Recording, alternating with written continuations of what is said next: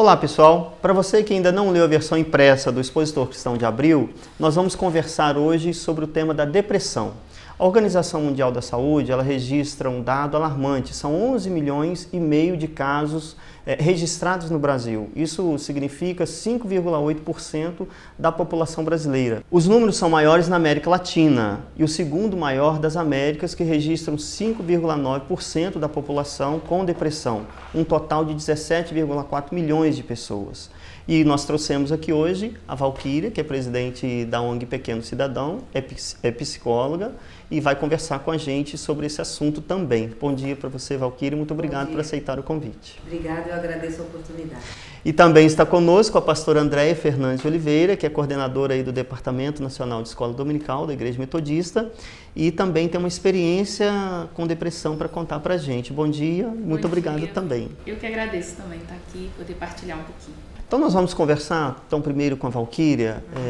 Você que trabalha diretamente assim com crianças e adolescentes aqui na ONG Pequeno Cidadão, como que você vê essa realidade apresentada pela OMS? É uma realidade muito cruel, mas realmente a depressão ela é um transtorno de humor que atinge tanto crianças como adultos.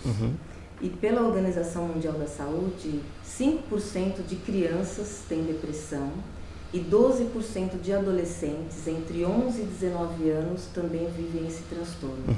Então é uma informação bem triste, porque principalmente na adolescência é muito difícil detectar a depressão, porque existem as mudanças de comportamento que se confundem com esse sintoma e acaba trazendo um sofrimento muito grande para o adolescente, porque ele não consegue expressar aquilo que ele está sentindo exatamente por essas transformações da idade. Pastora Andréia, a sua experiência, você teve contato com a depressão muito jovem ainda, né? Como que foi isso e como você lida com isso atualmente? A minha primeira crise depressiva, eu tinha 18 anos e não foi de imediato diagnosticado como depressão. A princípio, um estresse muito forte por conta que eu estudava muito.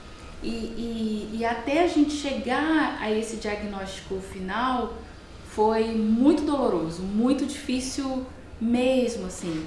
E é justamente isso, eu não sabia o que estava acontecendo comigo.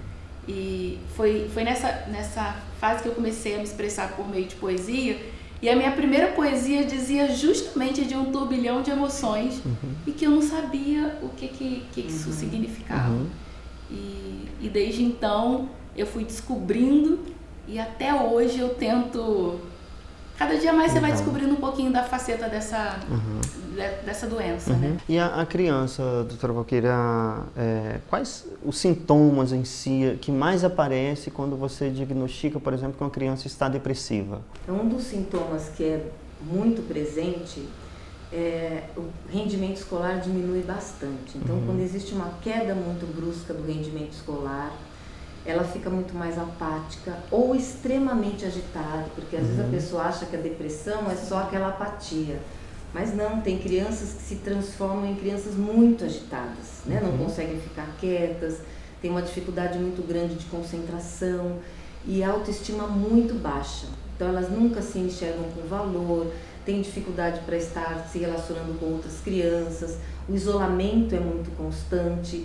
Só que tudo isso precisa ser percebido tanto pelos pais como pelos educadores, se é uma coisa constante. Então, se isso durar mais de 2 semanas, já é um indicativo de que ela está com um processo depressivo e precisa estar sendo percebida, né? E como não tem um sintoma físico, as pessoas acham que é frescura, que não tem nada a ver, ela está bem, mas não é um sofrimento que precisa ser percebido e tratado. E sendo pastora, porque normalmente um líder religioso ou uma líder religiosa, as pessoas que vê, né, uma pessoa que está à frente de uma comunidade, acham que a pessoa não tem falha, não pode ser depressiva, esse tipo de realidade, né? Como que você enfrentou isso? Foi difícil, talvez, para você passar isso para a comunidade? Sim, havia muita desinformação há 20 anos atrás, né? Hoje a gente consegue já definir, dar indicativos para que o diagnóstico seja mais fácil.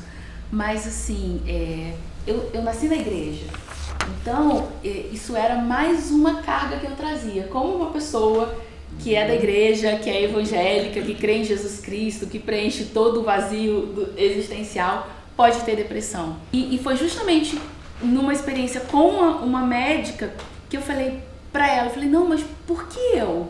Eu tenho uma família organizada, eu sou da igreja, né? E aí ela devolve a pergunta pra mim dizendo assim, por que não você? Né? Isso é uma enfermidade que dá em seres humanos, não dá em árvore.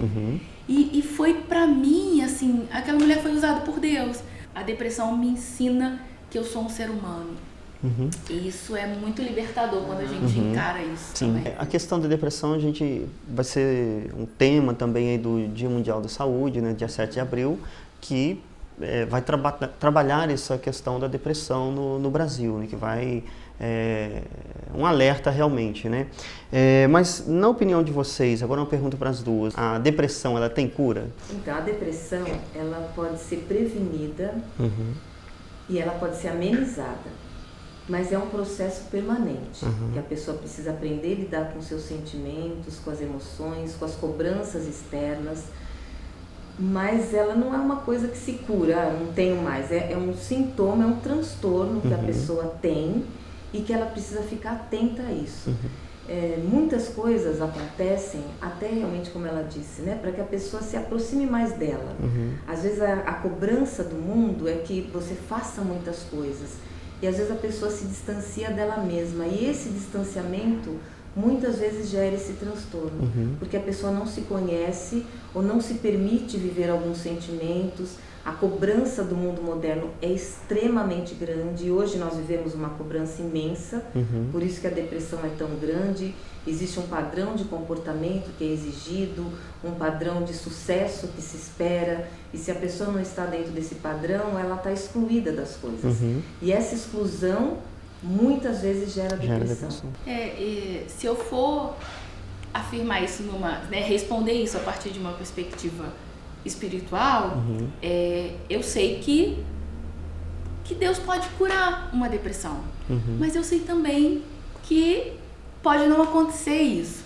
Eu tenho um fator genético que eu sei hoje que é uma coisa que eu vou conviver, mas que eu posso amenizar, né? Por meio de um tratamento adequado. E eu vejo a medicação como fruto do agir de Deus na vida de alguém que tem depressão. Porque a gente também tem muito tabu sobre remédio, né? E a gente acha que se ocorrer uma cura é algo sobrenatural apenas. Pode acontecer, sim, mas eu vejo que muitas vezes Deus colabora, né? Deus age para a sanidade do ser humano também por meio da medicação. E aí nós, líderes religiosos, temos o compromisso de quebrar esse tabu.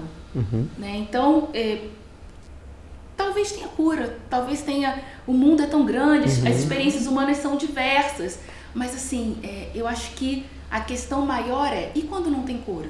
Quando não tem cura, é possível conviver desde que você busque o tratamento adequado. Nós estamos aqui diante de duas pessoas cristãs que compartilharam as experiências, tanto aqui com crianças e adolescentes, também como um atendimento pastoral, e você que lida com esse transtorno, a pastora Andréia.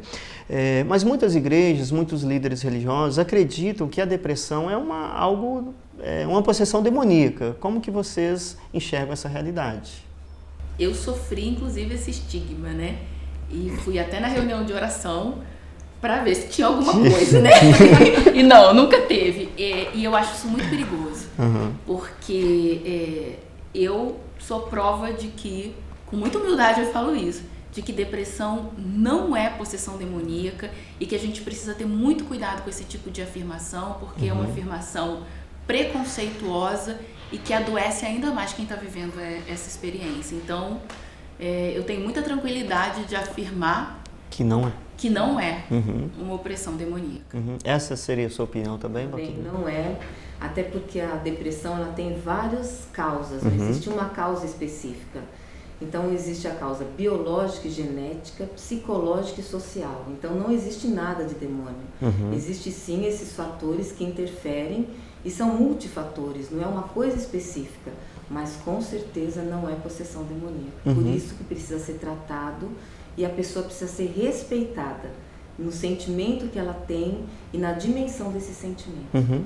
E a gente põe aquilo que a gente desconhece a gente acaba Sim. botando na conta do demônio. Ele que não, paga. enfim, né? Não, é verdade. Uhum. E para você que queira fazer mais perguntas para Valquíria Moraes ou para a pastora Andréia, pode falar o contato, pastora. Então, hoje eu estou como coordenadora do Departamento Nacional de Escola Dominical e pode encaminhar o e-mail é escoladominical@metodista.org.br e a gente está à disposição para compartilhar testemunho. A Valquíria, seu contato? O meu e-mail é valquiria.psicóloga@bol.com.br e aqui a instituição é 4367-1288. Então, se as pessoas quiserem conhecer... São Paulo, né? Isso, São Paulo, é verdade. Se quiserem conhecer a instituição, também podem entrar no site núcleopequenocidadão.org. Ok, mais uma vez a gente agradece a vocês. E para você que está nos assistindo, nós esperamos que você possa ampliar essa discussão com o seu pequeno grupo, na sua comunidade local, na sua escola dominical, em família. A ideia é que você amplie o tema da depressão, porque ela tem cura, ela tem tratamento, desde que seja acompanhada. Nós ficamos por aqui. Para você conferir a reportagem completa sobre a depressão da edição de abril do Expositor Cristão, acesse o nosso site. Até mais!